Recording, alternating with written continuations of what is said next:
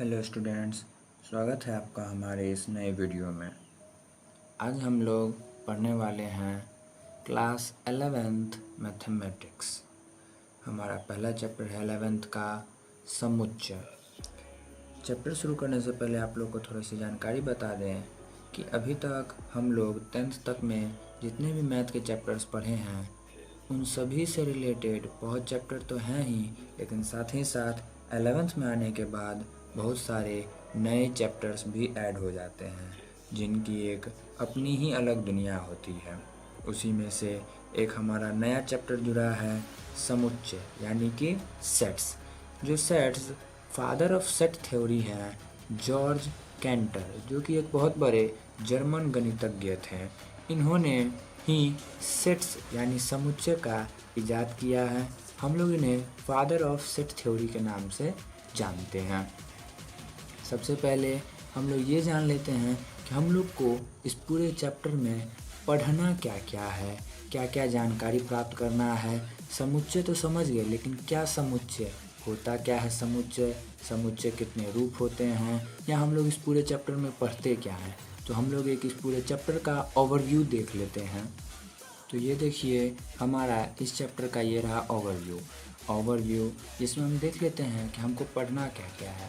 सबसे पहले समुच्चय में है हम लोग का समुच्चय और उसका निरूपण, फिर है समुच्चय के प्रकार, वेन आरेख, समुच्चय पर संक्रियाएं जो कि 3 प्रकार की होती है, सम्मिलन, सर्वनिष्ठ और अंतर, और समुच्चय का पूरक और व्यवहारिक प्रश्न। व्यवहारिक प्रश्न मतलब होता है वर्ड प्रॉब्लम, जो कि हम लोग मतलब होता है ना कि राम ने ये लिया तो श्याम को दिया, वैसे जितने भी प्रश्न होते हैं उन सभी को हम लोग बोलते हैं व्यवहारिक प्रश्न। और समुच्चय के टोटल 6 प्रकार होते हैं, रिक्त समुच्चय, परिमित और अपरिमित समुच्चय, समान समुच्चय, उप समुच्चय, घात समुच्चय और सार्वत्रिक समुच्चय। अब ये है कि ये सारा समुच्चय क्या प्रश्नावली 1.1 का है, तो ऐसा नहीं है। ये जितने भी हम लोग ओवरव्यू देख रहे हैं ये पूरे के पूरे चैप्टर का हम लोग देख रहे हैं कि ओवरव्यू क्या है। जैसे कि हम लोग यदि 1.1 की बात करेंगे तो उसमें हम लोग को पढ़ना है समुच्चय और उसका निरूपण। ये चीज़ हम लोग पढ़ेंगे सिर्फ 1.1 में। और अब देखा जाए यदि समुच्चय का प्रकार, तो समुच्चय का प्रकार यदि पढ़ लेते हैं तो उसी से हमारा 1.2 और 1.3 दोनों का दोनों निकल जाता है। जैसे कि यहाँ पे है ना रिक्त समुच्चय, परिमित और समान, ये 3 को मिला करके हमारा 1.2 हो जाता है, और उप समुच्चय, घात समुच्चय और सार्वत्रिक समुच्चय इनको मिला करके हमारा 1.3 कंप्लीट हो जाता है। और अब आता है 1.4 पे, तो जब हम वेन आरेख और समुच्चय पर संक्रियाएं इनको पढ़ लेते हैं तो ये हो जाता है हमारा 1.4 में चैप्टर में एक्सरसाइज में आ जाता है। और बचा समुच्चय का पूरक, तो ये हो जाता है 1.5 में, और व्यवहारिक प्रश्न यानी कि 1.6 में। तो सारे एक्सरसाइज इसमें शायद टोटल 6 एक्सरसाइज हैं। और एक चीज़ आप लोग को बता दें जितने भी 10th पास स्टूडेंट्स हैं कि अब हम लोग को एक नई चीज़ जानने को मिलेगी जो कि है विविध प्रश्नावली। अभी तक आप लोग विविध प्रश्नावली को नहीं देखे थे, नहीं जानते थे, लेकिन अब आप लोगों को 11th से यानी कि एक नई चीज़ देखने को मिलेगी, सीखने को मिलेगी, जो कि है विविध प्रश्नावली। विविध प्रश्नावली का मतलब होता है कि जैसे 1.1 में इनसे पूछा गया क्वेश्चन है, 1.2 1.3 में इनसे को पूछा गया क्वेश्चन है, लेकिन जो विविध प्रश्नावली होगी उनमें इन सभी का एक मिश्रण होगा, एक मिलावट होगा, जिसमें 6 प्रकार के एक्सरसाइज के एक अलग एक्सरसाइज बनाया गया है जिसमें मिक्स क्वेश्चंस होंगे, तो उसको हम लोग बोलते हैं विविध प्रश्नावली। तो ये है क्विक ओवरव्यू, यानी कि पहला एक्सरसाइज हम लोग को पढ़ लेना है। यदि समुच्चय और उसका निरूपण बनाएंगे तो पहला एक्सरसाइज खत्म। समुच्चय का प्रकार पढ़ लेते हैं तो 1.2 और 1.3 भी खत्म। वेन आरेख और समुच्चय पर संक्रियाएं पढ़ लेंगे तो 1.4 खत्म। समुच्चय का पूरक पढ़ लेंगे तो 1.5 खत्म। व्यवहारिक प्रश्न पढ़ लेंगे तो 1.6 खत्म। ये था हमारा क्विक ओवरव्यू। अब हम लोग जानते हैं कि समुच्चय होता क्या है। अब देखिए यहाँ पर हम लोग समझते हैं समुच्चय होता क्या है। समुच्चय यानी कि सेट्स। हम लोग बोल सकते हैं कि किसी भी अवयव या फिर वस्तुओं के सुपरिभाषित संग्रह को समुच्चय कहते हैं। यहाँ पर एक बहुत ही इम्पोर्टेंट शब्द है जो कि है सुपरिभाषित, यानी कि वेल डिफाइंड संग्रह को हम लोग समुच्चय कहेंगे। ये नहीं कि जैसे मान करके चलते हैं किसी के लिए इसका समुच्चय कुछ है तो व्यक्ति के लिए कुछ और होगा, यानी कि जो भी कोई हमारा वस्तुओं का सुपरिभाषित संग्रह जो होगा वो कोई भी व्यक्तियों के अनुसार नहीं बदलेगा। चाहे कोई भी व्यक्ति हो उनके लिए वह संग्रह एक ही होना चाहिए, यानी वस्तु हो या अवयव हो। हम लोग 11th में वैसे ज़्यादा यूज करेंगे अवयव शब्द का, तो अवयव ही आप लोग ध्यान रखिए कि अवयवों के सुपरिभाषित वेल डिफाइंड संग्रह को समुच्चय कहते हैं। यदि आप लोग को अभी भी अच्छे से समझ में नहीं आ पा रहा होगा तो धीरे धीरे आप और देखते चलिए, समझते चलिए, आप लोग को पूरा समझ में आ जाना चाहिए। यानी कि ये चीज़ ध्यान रखिएगा और कि समुच्चय जो है वह व्यक्तियों के अनुसार नहीं बदले, यानी जो संग्रह है, जो एक सुपरिभाषित संग्रह है जिसको हम लोग समुच्चय कहते हैं, वही संग्रह व्यक्तियों के अनुसार नहीं बदलना चाहिए। यदि व्यक्तियों के अनुसार वह बदल रहा है तो वह हमारा समुच्चय नहीं कहलाता है। समझने के लिए हम लोग देख लेते हैं, जैसे 3 एग्जाम्पल हैं हमारे पास कि 10 से, पहला नंबर है 10 से विषम प्राकृत संख्याएं। हम लोग पहले ही बोले थे कि जो वस्तु हो या अवयव हो उसके सुपरिभाषित संग्रह होना चाहिए। मान करके चलते हैं कि हमारा पहला संग्रह जैसे है कि 10 से कम विषम प्राकृत 10 से कम विषम प्राकृत संख्याएं। तो क्या होती है 10 से कम विषम प्राकृत संख्याएं? आप लोगों को पता होगा 1, 3, 5, 7, 9, नहीं 10 से कम की बात हो रही तो हम लोग 9 तक ही रहेंगे। तो 10 से कम विषम प्राकृत संख्या है 1, 3, 5, 7, 9। यानी कि यदि कोई मुझसे पूछे तो मैं भी तो यही बोलूँगा ना कि 10 से कम विषम प्राकृत संख्या यानी 1, 3, 5, 7, 9। कोई आपसे पूछे तो आप भी यही बोलिएगा 1, 3, 5, 7, 9। यानी दुनिया में किसी से भी पूछा जाए कि भैया आप बताइए हमें कि 10 से कम विषम प्राकृत संख्याएं कौन कौन सी होती है, तो हर एक व्यक्ति यही बोलेगा कि 1, 3, 5, 7, 9। यानी कि यह संग्रह कैसा है? सुपरिभाषित। हम लोग ऐसे संग्रह को क्या कहेंगे? सुपरिभाषित संग्रह कहेंगे, यानी कि जो कि संग्रह व्यक्तियों के अनुसार नहीं बदलेगा। तो ऐसा संग्रह हमारा सुपरिभाषित कहलाएगा। अब जैसे देख लेते हैं अगला क्या है, 5 सबसे अच्छे अभिनेता। सेकंड नंबर 5 सबसे अच्छे अभिनेता। अब कोई मुझसे पूछे 5 सबसे अच्छे अभिनेता के नाम, तो हो सकता है मैं बोलूँगा शाहरुख खान, सलमान खान, मान के चलते हैं अभिनेत्री भी हुई तो आलिया भट्ट।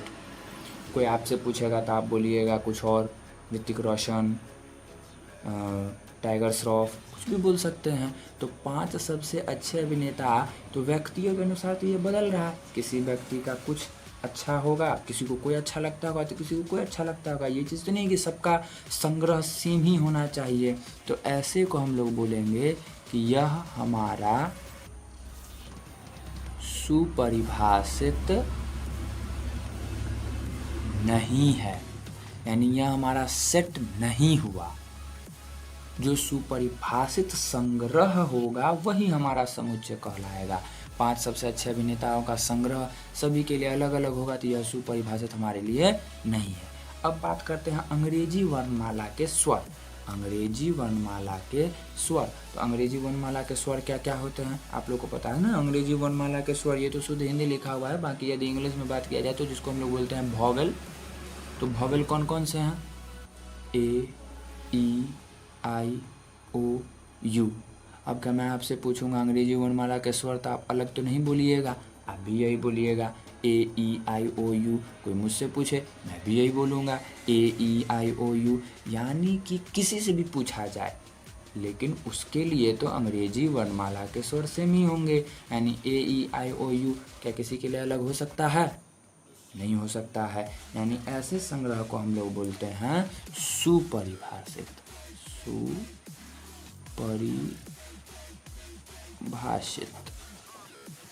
यही चीज़ आप लोग को समझना है कि जो हमारा समुच्चय होता है, यानी कि जो हमारा सेट्स होता है, वो सुपरिभाषित होना चाहिए, यानी वेल डिफाइंड होना चाहिए और वो व्यक्तियों के अनुसार ना बदले। जैसे कि यहाँ पर हम लोग देख रहे हैं कि 5 सबसे अच्छे अभिनेता जो हैं वो व्यक्तियों के अनुसार बदल रहे हैं, किसी के लिए कुछ है, किसी के लिए कुछ है। तो क्लियर हो गया आपको, यानी कि वो व्यक्तियों के अनुसार नहीं बदलना चाहिए। क्लियर। अब चलिए हम लोग देखते हैं समुच्चय का निरूपण, मतलब कि हम लोग समुच्चय को निरूपित कैसे करते हैं। समुच्चय का निरूपण 2 प्रकार का होता है, एक तो होता है रोस्टर या सारणीबद्ध रूप और एक होता है समुच्चय निर्माण रूप। यानी कि देखिए दोनों जो रूप होता है ना वो अलग अलग तरीके से लिखे जाते हैं। जैसे मान करके चलिए कि हम लोग के पास पीछे वाला ही देख लेते हैं कि जैसे था ना 10 से कम विषम प्राकृत संख्याएं 1 3 5 7 9, तो हम उन्हीं को लेते हैं। तो समुच्चय को हम लोग लिखते कैसे हैं ये भी आप लोग को समझना बहुत ज़्यादा ज़रूरी है। समुच्चय को लिखने के लिए हम लोग क्या करते हैं, एक मतलब मंझले कोष्ठ का एक लिखते हैं, ये मंझले कोष्ठ को लिखते हैं और इसके अंदर जैसे अवयव लिख दिए 1 3 5 7 या 9 लिख दिए। तो ये हो गया हमारा रोस्टर या सारणीबद्ध रूप। जैसे मान के चलते हमारे पास था AEIOU, तो उसको भी लिखने के लिए हम लोग किसी भी, ये चीज़ है कि समुच्चय को कैसे लिखते हैं। तो समुच्चय को लिखने के लिए हमको पहले मंझले कोष्ठ ब्रैकेट का यूज कर देना है और उसके अंदर उसके अवयवों को लिखना है AEIOU। यानी कि यदि ब्रैकेट नहीं लगा रहता है ना तो वो समुच्चय नहीं कहलाता है। अब यदि सेम चीज़ हमको कोई कह दे कि आप उसी चीज़ को समुच्चय निर्माण रूप में लिखिए, यदि कोई कह दे कि समुच्चय निर्माण रूप में लिखिए तो हम लोग कैसे लिखेंगे, ये चीज़ आता है। देखिए समुच्चय निर्माण रूप हम लोग कैसे लिखते हैं। समुच्चय निर्माण रूप में लिखने के लिए मान लेते हैं कि जैसे ये जितने भी अवयव हैं 1 3 5 7 9, इन सभी को मान लेते हैं कि x। जरूरी नहीं कि हम लोग x ही लें, a भी ले सकते हैं, b भी ले सकते हैं, a बराबर 1 b बराबर 3 कुछ भी ले सकते हैं, लेकिन सभी अवयवों का एक ही नाम लेना है। तो हम जरूरी नहीं है कि मेनली हम लोग अधिकतर यूज करते हैं x का ही, तो यहाँ भी हम लोग x ही लिखेंगे। तो पहले तो हम लोग ब्रैकेट लिख देते हैं, यानी मंझले कोष्ठ x, जो x था वो x लिख दिया, यानी हम सबका जो एक नाम लिए x लिख दिए। x सच डैट x, ये जो है ना 2 बिंदु, इसको हम लोग बोलते हैं सच डैट। इस 2 बिंदु को हम लोग कहते हैं सच डैट, या फिर कभी कभी ये 2 बिंदु की जगह ऐसे करके एक लकीर भी खींचा रहता है तो हम लोग इसको भी बोलते हैं सच डैट। तो वैसा कुछ बात नहीं है। तो x सच डैट x, और x क्या है, x है क्या, तो 10 से कम विषम प्राकृत संख्या है। 10 से कम विषम प्राकृत संख्या है, यही कहलाता है समुच्चय निर्माण रूप। ये था रोस्टर या सारणीबद्ध रूप, यानी हम लोग मंझले कोष्ठ के अंदर अवयवों को लिख दिए। लेकिन ये थोड़ा सा क्या हो जाता है कि समझने वाला है, ये तुरंत सबको समझ में नहीं आएगा, ये तुरंत समझ में आ जाएगा, लेकिन ये तुरंत समझ में नहीं आएगा, इसमें थोड़ा सा टाइम लगेगा समझने में। फिर भी ये कुछ ज़्यादा भारी उतना नहीं है, यदि एक बार कोई समझ ले तो फिर तो गर्दा छुड़ा देगा। तो ये है x सच डैट x, यानी कि 10 से कम विषम प्राकृत संख्या है ना, 1 विषम प्राकृत संख्या है लेकिन 10 से कम, 3 विषम प्राकृत संख्या 10 से कम, 5 10 से कम है और विषम है, 7 9 ऐसे ही करके। अब जैसे है AEIOU, इसको भी हम लोग मानते हैं। तो सबसे पहले तो हम लोग ब्रैकेट लिख देते हैं, x सच डैट x, और तब एक कॉमा दे के लिखना शुरू करते हैं कि ये क्या है। ये सभी अवयवों को हम क्या कह सकते हैं, तो ये सभी अवयव हमारे लिए हैं अंग्रेजी वर्णमाला के स्वर। ये सभी हमारे लिए क्या है, AEIOU अंग्रेजी वर्णमाला के स्वर हैं। तो ये कोई दिक्कत नहीं है। यानी जो रोस्टर या सारणीबद्ध रूप होता है उसमें हम लोग लिखते हैं नॉर्मली, जैसे AEIOU सारी अवयवों को लिख देते हैं। लेकिन जो समुच्चय निर्माण रूप होता है उसके अंदर उस अवयवों को बताना पड़ता है कि वो क्या है, वो किसका संग्रह है, किस चीज़ का संग्रह है। सुपरिभाषित संग्रह तो हैं, लेकिन किसका सुपरिभाषित संग्रह है वो हमको बताना रहता है। तो ज़्यादा कुछ इसमें आप लोग को भारी नहीं है। आशा करते हैं आप लोग को यहाँ तक समझ में आ गया होगा। अब समुच्चय निर्माण रोस्टर या सारणीबद्ध रूप या समुच्चय निर्माण रूप जो अभी हम अभी आपको बताएं कि इस तरीके से लिखा जाता है, उस तरीके से लिखा जाता है, इसके पॉइंट्स बना दिए गए हैं। वो पॉइंट्स आप लोग को अभी शो हो जाता है। आप लोग यदि उसको लिखना चाहते हैं नोट्स के रूप में तो वीडियो को रोकिए और उसका स्क्रीनशॉट ले लीजिए, ताकि आप लोग आगे जा कर के बाद में उसको अच्छे से लिख सकें। देखिए, रोस्टर या सारणीबद्ध रूप में हम बता चुके थे, वही सब चीज़ों को बस लिखा हुआ है। यदि आप लोग को लिखना है तो स्क्रीनशॉट ले करके लिख सकते हैं। वीडियो को रोक के लिख लीजिएगा। समुच्चय के अवयवों की सूची बनाकर उन्हें मंझले कोष्ठ में कॉमा यानी सभी अवयवों के बीच में कॉमा लगा करके लिखा जाता है। बिल्कुल। दूसरा है कि अवयवों की सूची में किसी भी अवयव की पुनरावृत्ति रिपीट नहीं करते हैं। हाँ, ये चीज़ हम आप लोग को नहीं बता पाए थे, अभी बताते हैं कि कोई भी अवयवों का रिपीट नहीं होगा। जैसे हम लोग के अवयव थे ना 1 3 5 7 9, तो हम लोग 1, 3, 3, 5, 7, 9 यानी 2 बार हम किसी भी सेम अवयव को नहीं ले सकते हैं, रिपीट नहीं करेंगे। तीसरा है कि अवयवों को किसी भी क्रम में लिखा जा सकता है, यानी जरूरी नहीं है कि हम लोग 1 3 5 7 9 यानी छोटे से बड़े की ओर ही जाएंगे। हमारा मन करेगा तो 9 7 5 3 1 भी लिख सकते हैं। हमारा मन करेगा तो 1 पहले, 9 बाद में, फिर 5 पहले, फिर 3 बाद में, ऐसे भी करके लिख सकते हैं। किसी भी क्रम में हम लोग लिख सकते हैं, उसका दिक्कत नहीं। ये था रोस्टर या सारणीबद्ध रूप। अब यदि देखते हैं समुच्चय निर्माण रूप, इसमें इस विधि में मंझले कोष्ठ में अवयवों के लिए x, हम पहले ही बोले थे कि जरूरी नहीं कि हम x ही ले, लेकिन मेनली हम लोग का यूज x होता है तो इसलिए x लेते हैं।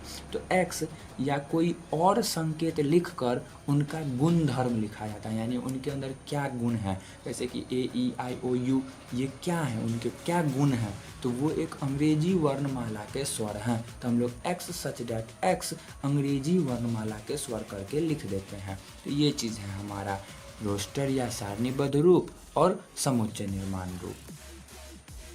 चलिए 1-2 एग्जाम्पल और देख लेते हैं रोस्टर या सारणीबद्ध रूप या निर्माण रूप का। इस तरीके से मान के चलते हैं कि हमारे पास रोस्टर सारणीबद्ध रूप में दिया हुआ है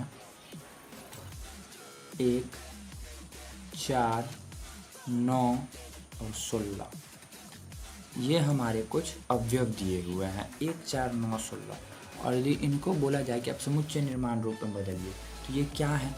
पहले उतना सोचने से पहले हम क्या करेंगे, ब्रैकेट दे करके x सच दैट x। अब देखते हैं ये क्या है। ये देखिए 1, 4, 9, 16 ये सभी वर्ग आपको नहीं लग रहा है। 2 का स्क्वायर 2 दूना 4, 3 का स्क्वायर 3 तिया 9, 4 का स्क्वायर 4 चौक 16, यानी ये जो है 4 तक ही है, यानी 5 से छोटी प्राकृत संख्याओं का वर्ग। ये आपको लग रहा है, यानी कि हम लोग लिख देंगे कि ये जो 1, 4, 9, 16 अवयव जो हैं वो हैं 5 से छोटी प्राकृत संख्याओं का क्या है, वर्ग है। और लास्ट में भी ये ब्रैकेट डाल देते हैं। बहुत बच्चों को ये ब्रैकेट कॉपी पे अच्छे से नहीं बनते हैं, तो आप लोग धीरे धीरे करके बनाइएगा। 11th है, प्रैक्टिस हो जाएगा। जैसे मान के चलते हैं कि हमारे पास अब समुच्चय निर्माण रूप ही दिया हुआ है, हमको रोस्टर सारणीबद्ध रूप लिखना है। जैसे हमको दिया हुआ है कि x सच दैट x 3 से बड़ी और 10 से छोटी प्राकृत संख्या है। x सच दैट x 3 से बड़ी और 10 से छोटी प्राकृत संख्या है। तो ये क्या होगा, 3 से बड़ी है तो सबसे पहले तो हम लोग ब्रैकेट लिख देते हैं। 3 से बड़ी यानी कि 4, 5, 6, 7, 8, 9 और 10 से छोटी, 10 के बराबर नहीं है, 10 से छोटी है, तो यानी 10 से जितनी भी छोटी संख्याएं हैं हम बस उसी को लिखेंगे। तो कर दिए ब्रैकेट बंद। ये हो गया हमारा रोस्टर या सारणीबद्ध रूप, समुच्चय निर्माण रूप। अब तो आप लोग समझ गए होंगे और भी अच्छे से, हमें लगता है कोई दिक्कत नहीं रही होगी अब इसमें। अब हम लोग थोड़ा मोड़ा छोटे मोटे चीज़ों को और जान लेते हैं। ये जान लेते हैं कि समुच्चय हम लोग लिखते कैसे हैं। समुच्चय का नाम हमेशा याद रखिएगा, हम लोग बड़े अक्षर से देते हैं। यानी हम लोग अवयव तो बना दिए, एक उसका संग्रह तो बना दिए, एक उसके ग्रुप को तो बना दिए, लेकिन उसका कोई नाम देते हैं तो वो हम लोग हमेशा बड़े अक्षर से, जैसे मान के चलते हैं ए के अवयव क्या हैं तो ए हैं, ई हैं, आई हैं, ओ हैं और यू है। तो ये उसका नाम है और हम लोग नाम को हमेशा बड़े अक्षर से लिखेंगे और समुच्चय के अवयवों जो है, यानी ये जो अवयव हैं उनको हमेशा छोटे से लिखेंगे। और एक और चीज़ आप लोग को जानने की बात है कि कोई भी अवयव है, यानी किसी भी समुच्चय का कोई अवयव है, सदस्य है या कुछ भी है, तो हम लोग उसमें हमेशा यूज करते हैं बिलोंग्स टू। जैसे मान के चलते हैं, एक और ले लेते हैं हम लोग कि a बराबर 1, 3, 5, 7 या 9। यदि ये ले लेते हैं तो इसमें कोई बोलता है तो इसमें देखिए एक जो है वह a का अवयव है, यानी 1 जो है वो a का अवयव है। तो इसको दर्शाने के लिए हम लोग इस साइन का यूज करते हैं। इसको हम लोग बोलते हैं, हिंदी में बोल सकते हैं आप लोग अवयव हैं या सदस्य हैं, लेकिन इसको हम लोग जनरली बोलते हैं बिलोंग्स टू।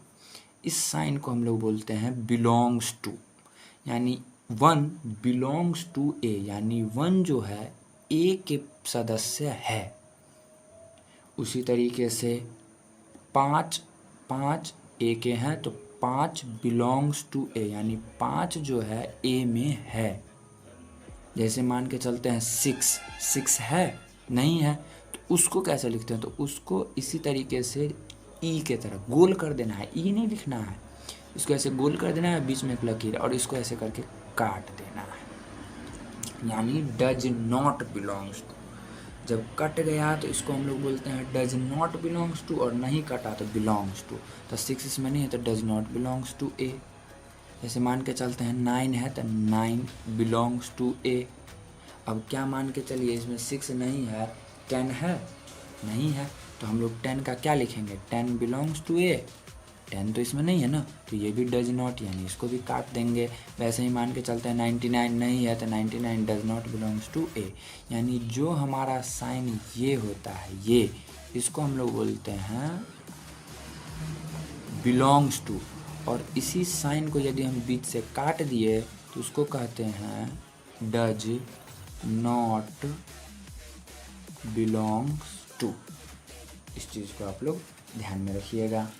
अब हम आपको थोड़ा सा कुछ स्टैंडर्ड सेट्स बता देते हैं, यानी हम लोग कुछ ऐसे समुच्चय होते हैं जिन समुच्चयों को एक नाम देते हैं, वो आप लोग को दिखा देते हैं। यहाँ पे देख लीजिए, सम स्टैंडर्ड सेट्स, n प्राकृत संख्याओं का समुच्चय, w पूर्ण संख्याओं का समुच्चय, यानी प्राकृत संख्याओं का समुच्चय को हम लोग क्या लिखेंगे, n से लिखेंगे। w से क्या लिखेंगे, पूर्ण संख्याओं का समुच्चय लिखेंगे। z से किसको लिखेंगे, पूर्णांकों का समुच्चय लिखेंगे। q परिमेय संख्याओं का समुच्चय। r वास्तविक संख्याओं का समुच्चय। ये आप लोग पिछले भी क्लास में पढ़े हुए होंगे। अगर मान के चलिए किसी भी पे पावर यदि प्लस चल जाता है तो उसका मतलब क्या होता है, वो बढ़ जाता है, ऐसा मत सोच लीजिएगा। जैसे q प्लस लिखा है तो q क्या होता है, परिमेय संख्याओं का समुच्चय होता है। लेकिन यदि q प्लस हो गया यानी इसका मतलब होता है कि सिर्फ और सिर्फ धनात्मक परिमेय संख्याओं का समुच्चय। प्लस है यानी इसमें निगेटिव वाला एक भी नहीं होगा, सिर्फ और सिर्फ धनात्मक परिमेय संख्याओं का समुच्चय होगा। जैसे r प्लस है तो r यानी कि वास्तविक संख्याओं का समुच्चय, और प्लस है यानी धनात्मक वास्तविक संख्याओं का समुच्चय। तो ये कुछ आप लोग के स्टैंडर्ड सेट्स हैं, यानी जो आप लोगों को समझना है। तो आज इतना ही तक रहने देते हैं, क्योंकि फिर टाइम का भी इशू है, ज़्यादा लंबा वीडियो नहीं हो जाए। आप लोग जो पढ़िए, जितना ही पढ़िए समझ करके पढ़िएगा। आज के इस वीडियो में आप लोग 11th के चैप्टर फर्स्ट का जो समुच्चय पढ़े हैं, अभी तक जितना पढ़े हैं उसमें यदि आप लोगों को कोई भी प्रॉब्लम आया होगा आप ज़रूर कमेंट करें। आप लोग को समझ में आ गया होगा तो आप लोग अपना फीडबैक ज़रूर कमेंट में दें, कैसा लग रहा है आप लोग को वीडियो। और साथ में आप लोग को ये भी बता दें कि अब 11th का चैप्टर 1 शुरू कर दिए हैं तो इसका एक प्लेलिस्ट बन जाएगा, जिस प्लेलिस्ट में आपको बारी बारी सभी वीडियोज़ आएंगे। आएगा वीडियो।